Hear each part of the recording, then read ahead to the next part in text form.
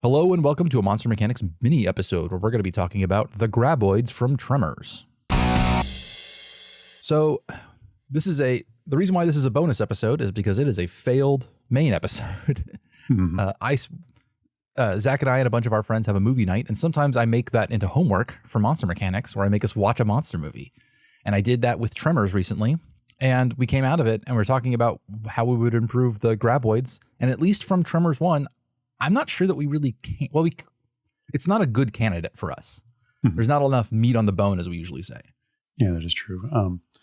I know if we were to watch the entire anthology, I'm sure we would have some pointers.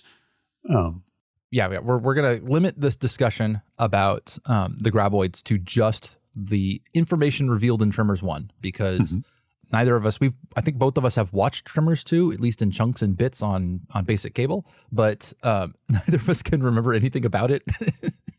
Yeah. Except Kevin Bacon's not in that one. I do remember that. But bailed on the series after the first one. Yeah.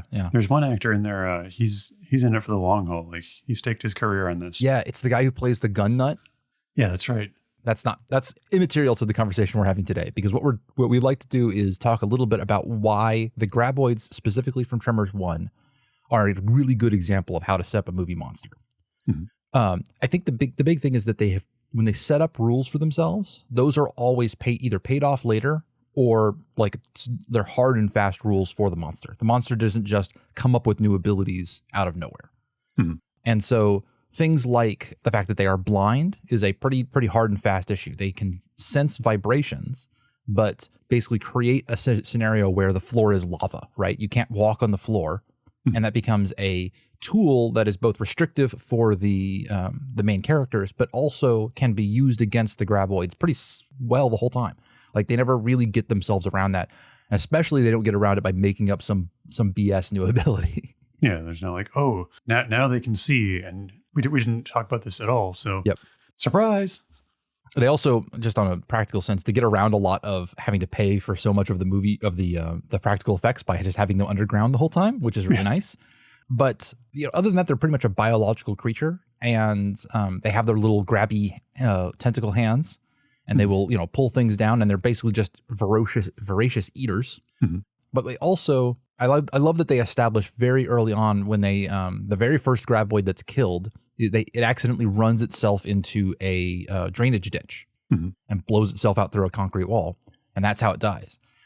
Establishing it very clear that they are actually quite bad at seeing ahead of themselves. Like, they cannot, they are expecting, it sounds like they can avoid rocks and stone, but they have a hard time seeing air, essentially, because it doesn't respond to whatever echolocation sonar sensing system that they have. Okay. And that gets paid off in the last scene. Spoiler alert for Tremors 1, by the way. That gets paid off in the last scene when they are forced away from an explosion, and the last one comes out of the side of a cliff, and probably one of my favorite sequences in that movie, where the Grabboid comes flying out and then splashes into a huge gunky mess at the bottom of a cliff. Yeah, that actually makes sense. It actually bothered me a little bit that this species that was supposed to have been around forever was suddenly just having trouble dealing with obstacles that would have been there its whole life, like cliffs and open air and like that. But I think like I said, by setting that up with the first Grabboid to be killed, I think they established that this is a thing that they just are not good at. It's a weakness for them, is that they can't sense open air ahead of themselves in whatever. They're expecting a surface above them, not one to be like a cliff like that. And that kind of makes sense, because if they're relying on something like echolocation, then that wouldn't necessarily reflect in the same way that a solid surface would, because it's a transition point to air instead of transition point to a different kind of solid, the same way that something like stone might.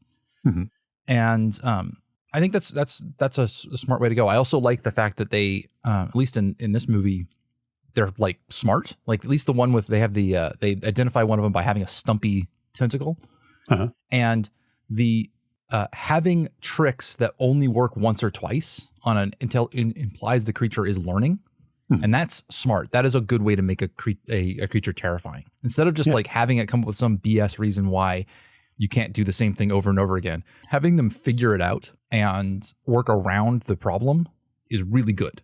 I would absolutely recommend in your own stories to think about that way, the same way. If you were the creature, what would you do to get around it? Because something that is intelligently stalking you, much, much scarier than something that is just operating on hunger and instinct alone. I think one of the really cool things that they did with this show, or this movie, was the staggered introduction of the creature. Where the first time, like, you're learning about it, like, it seems like it's this kind of eel-like thing, or later on you realize, like, nope, that's just its manipulator/tongue. Yep. And they obviously were taking a lesson from Jaws with that reveal. Not that particular reveal. That's a twist on the Jaws thing. But like, do not show these things very much at all. Like, you get to see a dead one early on, and then you get to see the little tentacly bits, and then you get to see some heads and stuff as time goes on. But they reveal that stuff rather late, and that is smart. That's something that, if you don't know the story, by the way, about Jaws, the reason why the shark isn't in it is because the animatronic shark they were going to have in all of the scenes kept sinking and breaking down. The hydraulics wouldn't operate underwater very well, apparently. So as a practical answer to that, Steven Spielberg he just like cut the shark from all the scenes. And then he has all these shots where it's from the shark's point of view, because you don't need the animatronic shark for that. You can just kind of imply things. And it turned out to be a much better movie because they showed it less. It like builds the tension longer. So this is all modern horror films, all modern monster movies have learned from that lesson. So you can kind of see how they're interpreting that idea. But yeah, I was thinking on that smartness quality, I was thinking the same thing of one of my other favorite monsters, which is wrong in every way, are the velociraptors from Jurassic Park, who do the same sort of like, you can't really trick them more than once. They remember things and they will pick it up the next time, which I think is a fantastic quality to have in a monster. They're not, but I can go on my rant about how every other thing about the velociraptors in Jurassic Park 1 are absolutely wrong. I don't remember how old I was when that movie came out. I was maybe 10 or 12, something like that. And I was incensed. I loved that movie to death, but like, I was like, those are Deinonychuses. Those are Utahraptors. Those are definitely not velociraptors. Velociraptors are little. Anyway, that's a rant for another time. Little chicken birds. Absolutely. Let's see, what are the other qualities of a Grabboid? So there are some things we could poke holes into. I'm just not sure they're worth an entire episode. Yeah. Mainly my thought is metabolism. These things are voracious eaters. Like they eat, like I think there's 3 of them in the movie.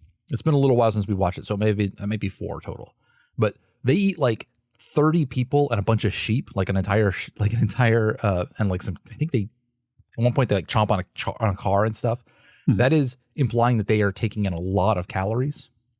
That's a little bit weird, because how would they have been sustaining themselves up until that moment?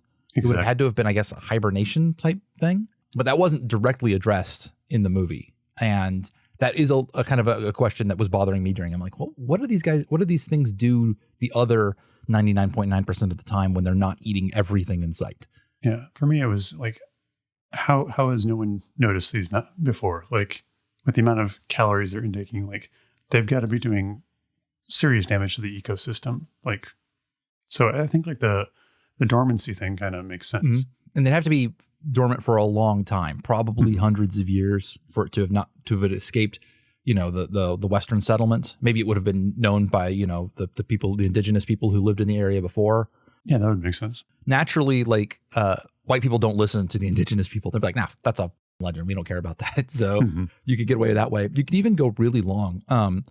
I read an article recently, or at least when I say I read the headline of an article recently, like anyone else on the internet, about some worms that were pulled out of the Russian permafrost, which are said to have probably been frozen a couple thousand years ago, if not tens of thousands of years ago.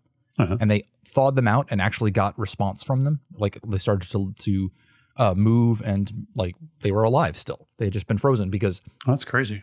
Yeah, their bodies were such that they could survive being frozen, and once they were frozen, no further degradation. In this case, with it set in, I think it was Nevada or Arizona. So with it set in Arizona, obviously you can't use permafrost. Yeah. But you could dehydrate them. You could dehydrate them, or just have a Grabboid jerky. Or say something along the lines of they had been they like settled into like a incredibly slow, like cicada-like sleep where they were down for, tens of thousands of years. And that's something the humans then to disrupt them. That would make sense too. Like maybe the blasting from the mines or something. That'd be cool. Fracking. There you go. Oh man, that's a horror movie I'd make, where it's like the fracking unleashes something that's down in the permeable limestone that they're breaking open. Dug too greedily and too deep. Well, I think that's a decent enough little explanation of why we are not doing the Tremors 1 movie, and so that I can just eke a little bit of content out of us having to watch that movie. I mean, it was a good movie. I enjoyed it, but like I was expecting to get some content, so God damn it, I'm going to get some content out of it. Yeah, I guess if we really want to mine that for content, we can go watch the other 9 movies or however many they are. Yeah, and see, they may be too off the wall. Like they may have burned they may have gone scorched earth on any of the good stuff at that point. We'll have to find out sometime. All right. Alrighty. Well, if you would like to join us next week, our topic will be leprechauns. And in the meantime, find us on Twitter. We are at MonsterPod. I myself am at Scott Paladin, and Zach. I'm at Pictoglyphic. All right. Later. Till next time. Thanks for joining us on this episode of Monster Mechanics. Say, you want to hear classical literature read out in this accent? Grab your podcatcher and plug in Cowboy Classics with Scott Paladin. Our most recent episode was a love song of J. Alfred Prufrock by T.S. Eliot, and tomorrow comes out The Soldier in Death, a classic Russian fairy tale. Anyway, on to the credits. Monster Mechanics is produced and edited by me, Scott Paladin, and hosted by myself and my best friend, Zach Jaquays. There is currently a foster dog licking my pants for some reason. I think he probably wants to go out. Anyway, all of the ideas generated during this podcast are released under a Do What the F You Want public license.